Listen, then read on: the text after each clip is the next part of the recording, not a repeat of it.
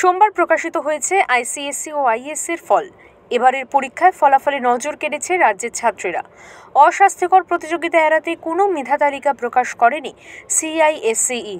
তবে নম্বরের নিরিখে আইএসসিতে রাজ্যের সম্ভাব্য শীর্ষে ঠাকুরপুকুরের রীতিশা বাগচি। কলা বিভাগে কার্যত বাজিমাত করেছে Ritisha Bagchi.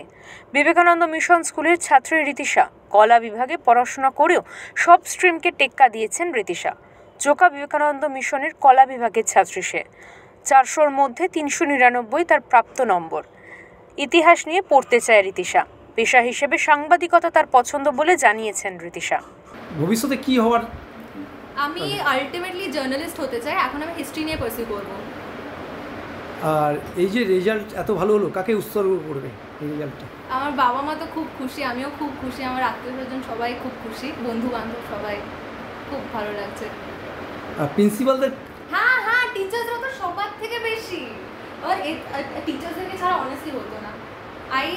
I'm so grateful for everything. They encouraged me throughout. Like even when I used to slack in class, sometimes they always used to tell me, we are expecting a 99 from you. We know you'll get a 99. So that was very encouraging. এবার নজর দেওয়া যাক রীতিশার ফলাফলে। ইতিহাসে 100-তে 100, সমাজবিজ্ঞানে 100-তে 100, মনস্তত্ত্বে 100-তে 100, শুধুমাত্র ইংরেজিতে 100-তে 99 পেয়েছে রীতিশা। সেটাই আফসোস ছাত্রীর। তবে রীতিশা যে বাংলার মুখ উজ্জ্বল করেছে তার বলার অপেক্ষা রাখে না। জোকা থেকে শেখ এরশাদের রিপোর্ট, ওঙ্কার বাংলা।